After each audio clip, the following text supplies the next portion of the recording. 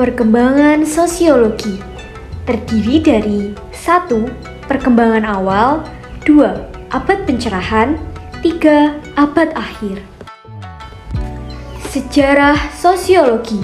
Sosiologi lahir sejak manusia mulai bertanya tentang masyarakat, terutama tentang perubahannya. Ratusan tahun sebelum Masehi, pertanyaan tentang perubahan masyarakat sudah muncul. Namun, sosiologi dalam pengertian sebagai ilmu yang mempelajari masyarakat baru lahir belasan abad kemudian. Berikut ini kronologi sejarah perkembangan ilmu sosiologi.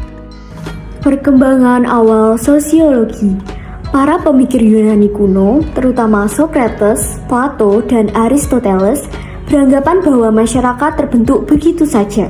Masyarakat mengalami perkembangan dan kemunduran tanpa ada yang bisa mencegah.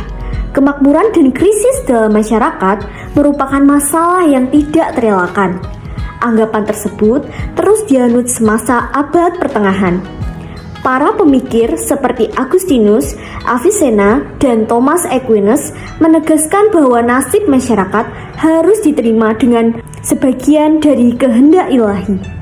Sebagai makhluk yang fana, manusia tidak bisa mengetahui apalagi menentukan apa yang akan terjadi pada masyarakat. Pertanyaan tentang perubahan masyarakat belum terpikirkan pada masa itu. Abad pencerahan. Sosiologi modern berakar pada karya para pemikir abad pencerahan abad 17 Masehi. Abad itu ditandai oleh beragam penemuan di bidang ilmu pengetahuan. Derasnya perkembangan ilmu pengetahuan membawa pengaruh terhadap pandangan mengenai perubahan masyarakat. Pandangan itu harus juga berinci ilmiah. Artinya, perubahan yang terjadi dalam masyarakat harus dijelaskan secara masuk akal atau rasional, berpedoman pada akal budi manusia. Caranya dengan menggunakan metode ilmiah. Francis Bacon dari Inggris, René Descartes dari Prancis, dan Wilhelm dari Jerman merupakan sejumlah pemikir yang menekankan pentingnya metode ilmiah untuk mengamati masyarakat. Abad akhir atau pemicu kelahiran sosiologi.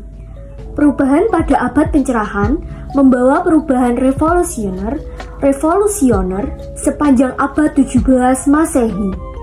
Perubahan itu dikatakan revolusioner karena struktur atau tataan masyarakat lama dengan cepat berganti dengan struktur yang baru.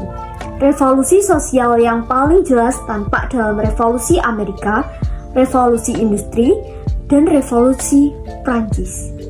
Ketiga revolusi itu berpengaruh ke seluruh dunia.